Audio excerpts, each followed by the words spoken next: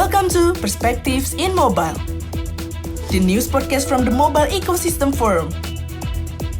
Join us discussing the world of telecommunications, technology, and mobile innovations. From Florence, Ricardo Amati. Welcome to a new episode of MEF Podcast Series Perspectives, in which experts and industry leaders talk about what they think, see, and expect in the world of technology, telecommunication, and innovative mobile services. Today, we are joined by Serry, Manager of International Engagement at the Australian eSafety Commissioner's Office, Australia's leading authority on online safety regulation. Hi, Ella. Thank you for joining. Hi, Ricardo. Thanks so much for having me. Ella leads a team focused on advancing eSafety's international priorities through partnerships with global regulators, governments, and organizations, especially in the Indo-Pacific region. Am I correct, Ella? You are, yeah. With a background in child safety and student well-being initiatives, she brings valuable experience to her work in online safety and cybersecurity. In this episode, we'll discuss current online safety challenges, eSafety's approach to collaboration, and the role of regulation in enhancing accountability for platforms. We'll also touch on eSafety's initiatives in educating both the public and professionals to navigate today's digital threats. So, first question, Ella, what are the key online safety issues that your organization is currently addressing? Thanks, Rick, for that question. So the eSafety Commissioner, we're Australia's online safety regulator and educator, and our mission is to help safeguard Australians at risk from online harms and to promote safer and more positive online experiences.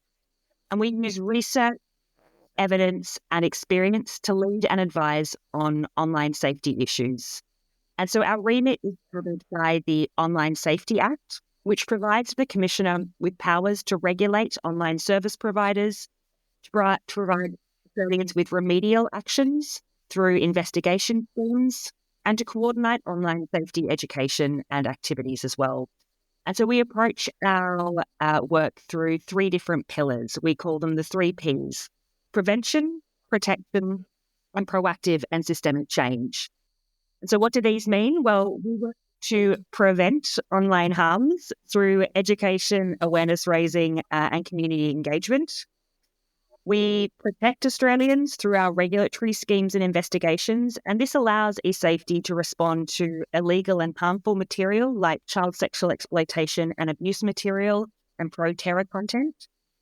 They can also help survivors of image-based abuse, as well as children experiencing cyberbullying and adults experiencing cyber abuse. And these Australians can turn to us knowing that we can investigate harmful content and online abuse and help with removal and hold perpetrators to account. And just finally, the last pillar of our work is proactive and systemic change. And we do this by staying ahead of tech trends, by supporting industry to improve user safety standards, and by strengthening our impact across borders. And we do this by promoting a safer digital environment with our partners, both locally and globally.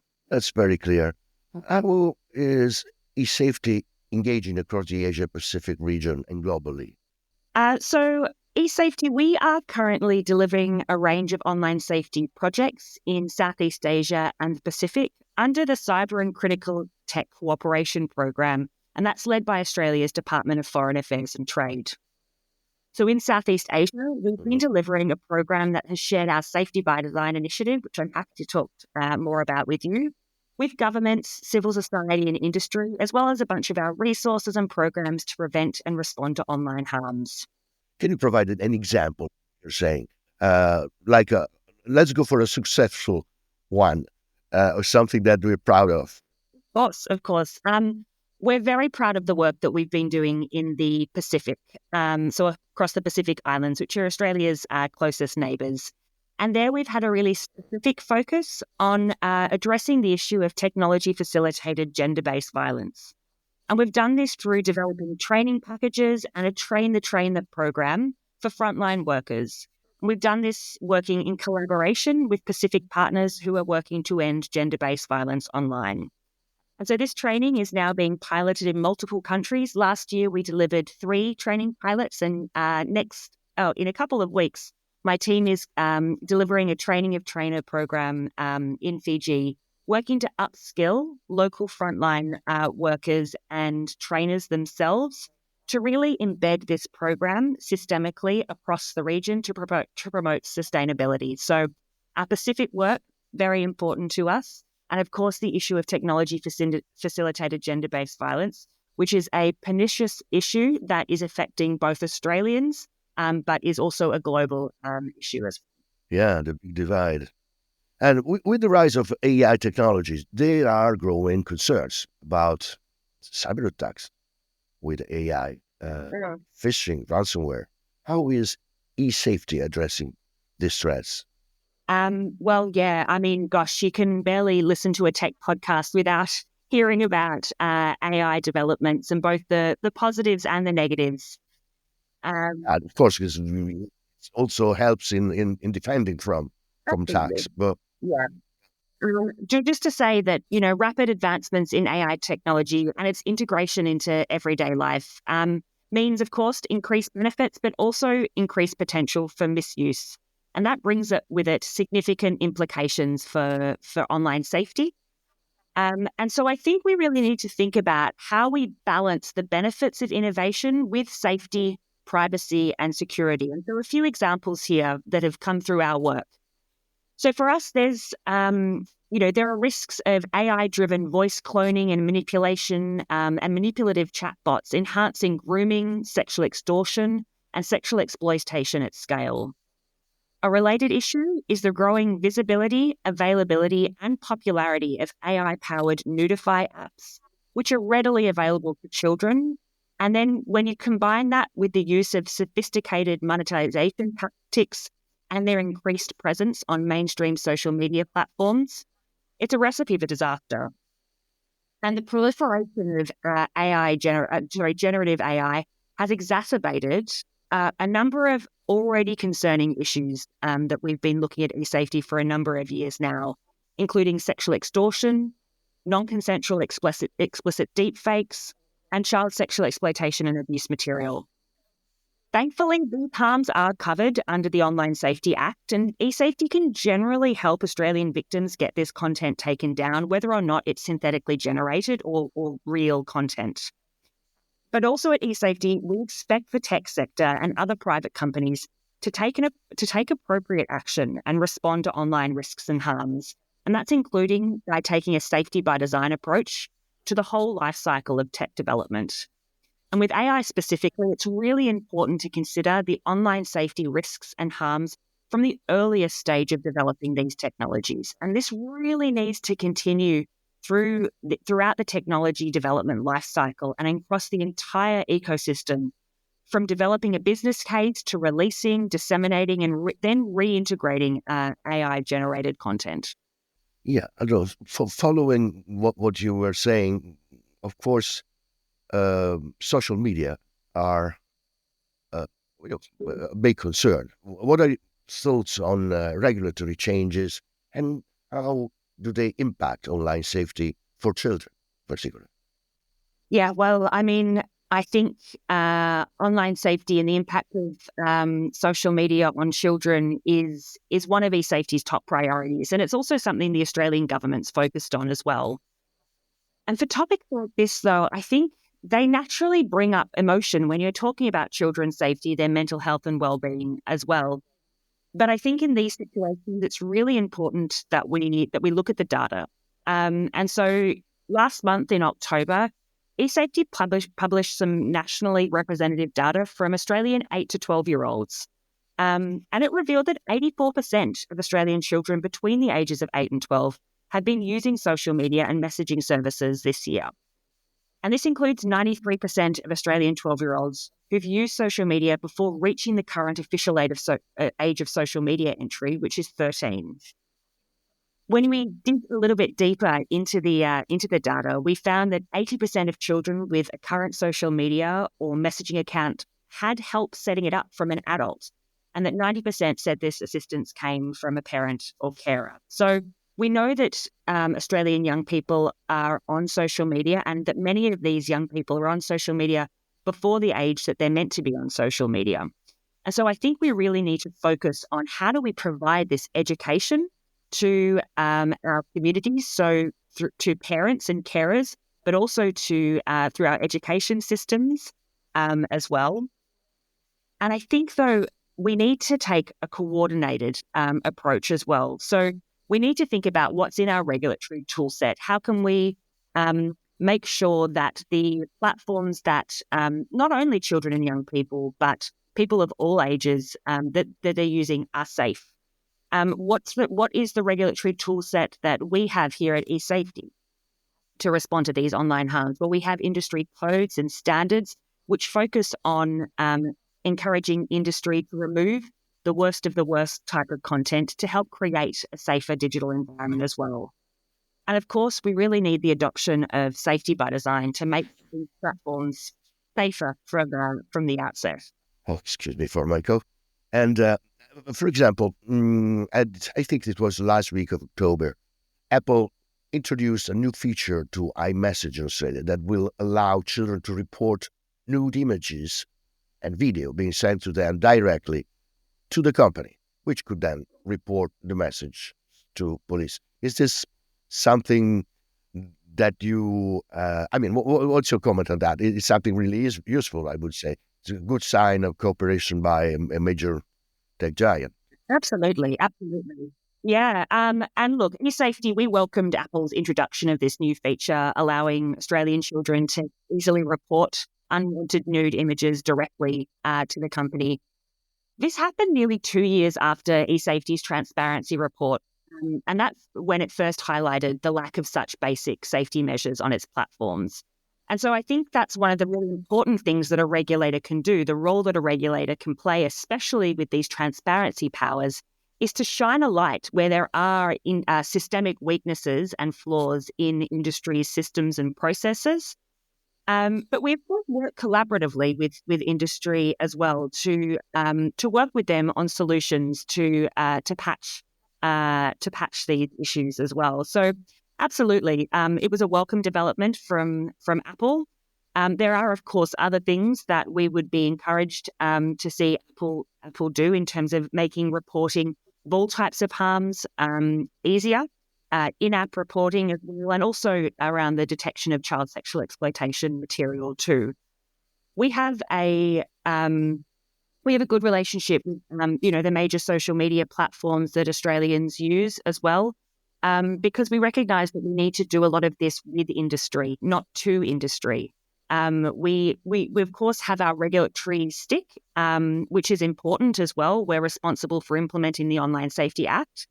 But it is a collaborative relationship that we have with the tech sector. That's probably the best way to try and sort out the issues. Some countries are implementing new legislation aimed at enhancing online safety for minors in particular. What key measures do you think are essential in regulating harmful content and ensuring platform accountability? Ricardo, the past 5 years in particular has seen massive developments in online safety regulation globally, with more and more countries legislating to promote the online safety of their citizens, and most of these regulations have a specific focus on children.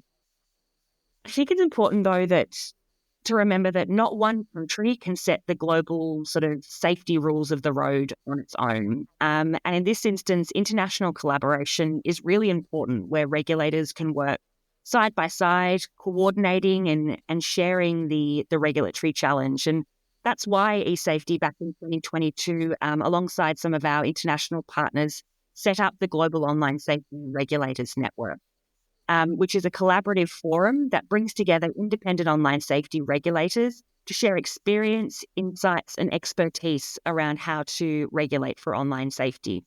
I was just going to say, to help us achieve this mission, last month in October, the network published the Online Safety Regulatory Index, which collates all of its members' approaches to online safety regulation.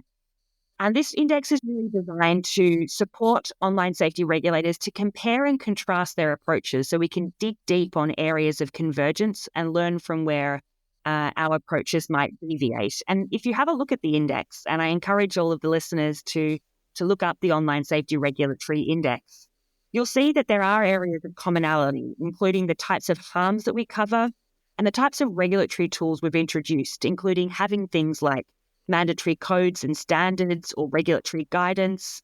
There's a focus on transparency powers, as well as community education. And for many of the regulators in the network, they also play a role in receiving user complaints as well, community complaints.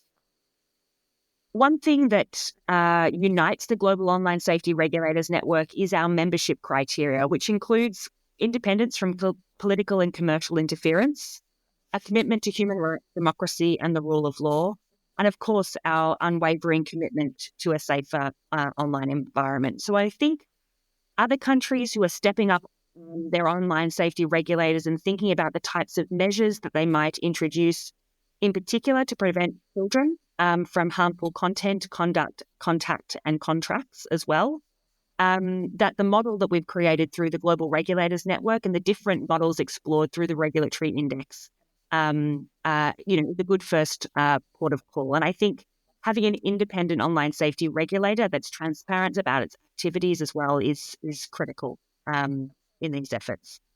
Do you see as possible like a multilateral international system regulating these issues, or it's just a wishful thinking, or maybe something wrong? What do you think about it? I mean, look, I think there is a lot of interest in how to, regulate and take responsibility for the digital environment. At the international level, we've seen lots of things recently, like the Global Digital Compact that was just signed as part of the Pact for the Future at the United Nations General Assembly. There's other things happening at the UN. There's a cybercrime treaty. There's lots of different processes like the Internet Governance Forum as well. I think for those different processes as well, the importance of taking a multi-stakeholder approach is really important. I don't think it's fair to say that any one organisation has all of the answers when it comes to regulating the digital environment. And that's one of the benefits of that multi-stakeholder approach to internet governance. You've got the technical community as well. You've got industry. You've got civil society organisations. You have governments who have responsibility for legislating, who have the power to then set up online safety regulators. It's not to say that it's a perfect process and that works flawlessly all the time, but I think there's a really collaborating and coordinating is incredibly important when it comes to shaping online safety regulations, because we know that the online safety risks that people face, they're not confined to national borders. These are also global companies that we're talking about a lot of the time as well. Online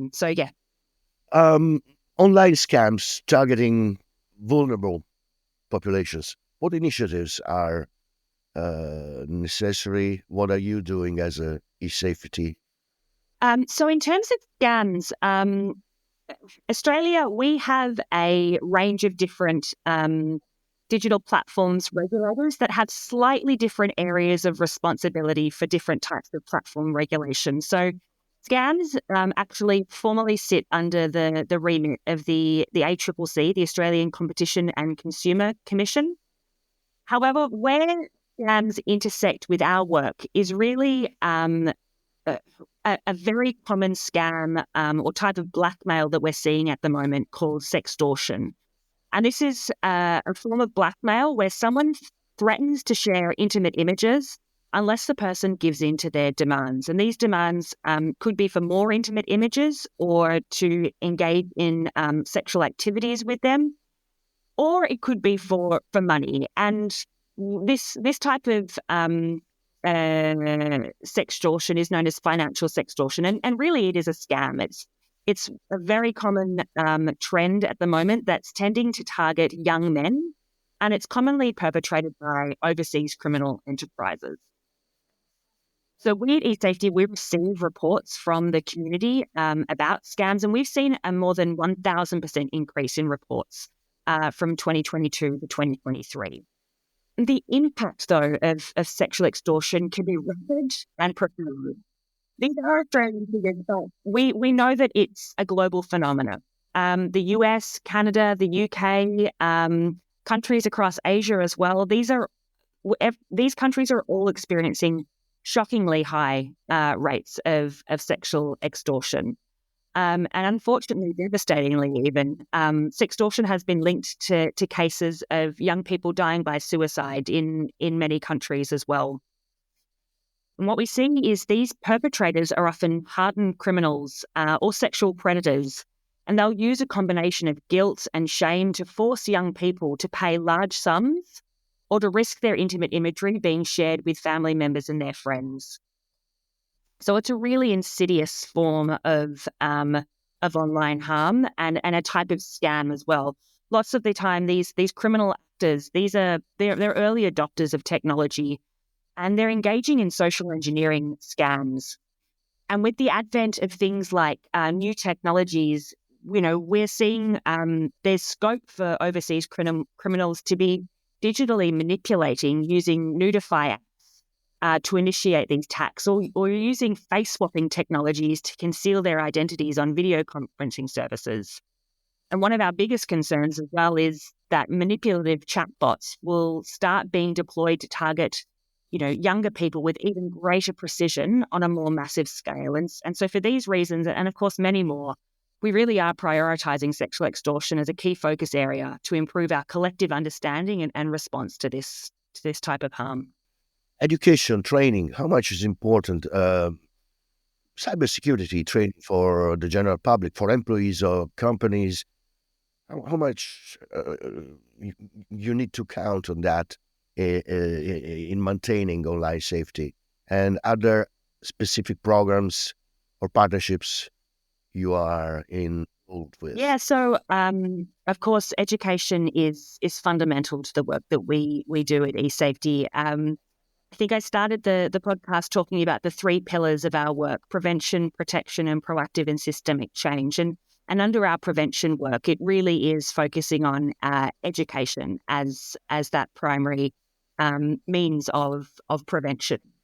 And so eSafety, we target our programs for all ages of Australians. So we've got programs, our early years programs are for people under the age of 5 years old. So before they're in the formal education system, really looking at how we can encourage them to learn the skills around safety. So to be kind, to ask for help, to make good choices, and to be safe.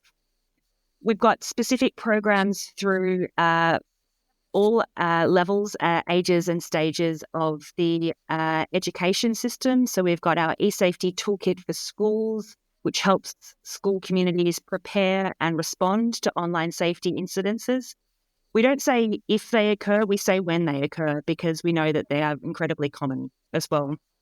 We have specific tailored and targeted resources for our communities, and we do this through a co-design process. So we work with communities to make sure that the resources that the resources that are designed for them have their voice.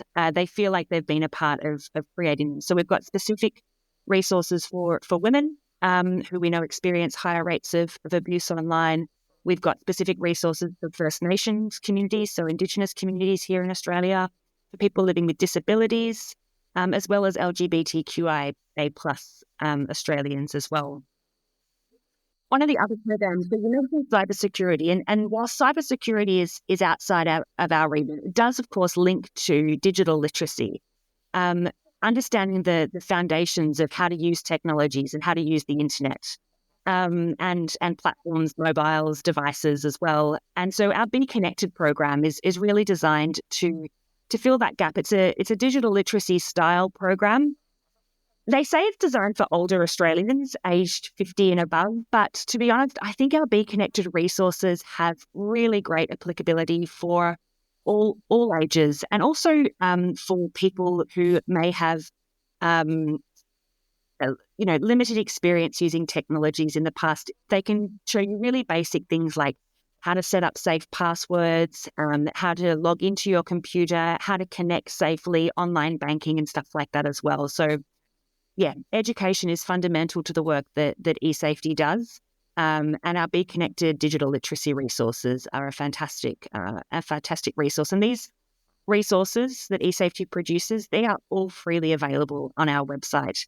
They're designed for Australian communities, but anyone across the world can download and utilize our resources. Ella, tell us what we should do. As MEF, as a mobile ecosystem forum with more than 230 members worldwide, we are a non-profit trade association. So how could MEF, or association like MEF, and its member partner with eSafety in consumer trust, anti-fraud, and all these issues? What we should do? What you should do? Look, consumer trust and anti-fraud are kind of generally out of our remit. They're more the issues for the ACCC. However, I do firmly believe that online safety is a mutually reinforcing component of consumer trust alongside with privacy and security. And so there's a really clear business case for improving online safety as it can ultimately increase consumer trust. And so what could the MEF community do? Well, of course, you could promote eSafety's safety by design principles and assessment tools, which are all available on our website. These are specific resources designed for industry. The assessment tools guide and support tech companies to embed safety into the culture, ethos, and operations of their businesses from the ground up. And of course, online safety is everyone's responsibility. So, of course, MEF could encourage members to take proactive measures to identify and mitigate against online safety harms. To think about how could my service be potentially used to cause harm, and how can I go about mitigating those harms before they occur in the first place? We have less than a minute, Ella, but what message would you like to convey to our listeners about the shared responsibility you are talking about in ensuring online safety for all users, especially children? Yeah, 1 minute. Okay. Well, look, I understand that this audience might come from a more cybersecurity or data privacy background, but I think it's always really important to remember safety, and that safety, privacy, and security are a three-legged stool. And so what happens if one of those legs is missing or it breaks? The stool falls over. So, of course, we need to focus on ensuring our personal data is secure and that privacy is embedded into services. Cybersecurity is essential to prevent the misuse of applications by malicious actors, but we really mustn't forget about safety. We need to establish user safety at the center of product development. We need to look at risks, and we need to focus on the three overarching principles of safety by design, which is service provider responsibility, user empowerment and autonomy, and transparency and accountability. Thank you, Ella.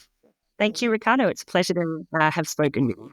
That's all for the episode of Perspective, the MEF podcast, where experts and industry leaders talk about what they think, see, and expect in the world of technology, telecommunication, and innovative mobile services. Stay tuned. From Ricardo Amati, goodbye, and good luck with your work. Thanks for listening to Perspectives in Mobile.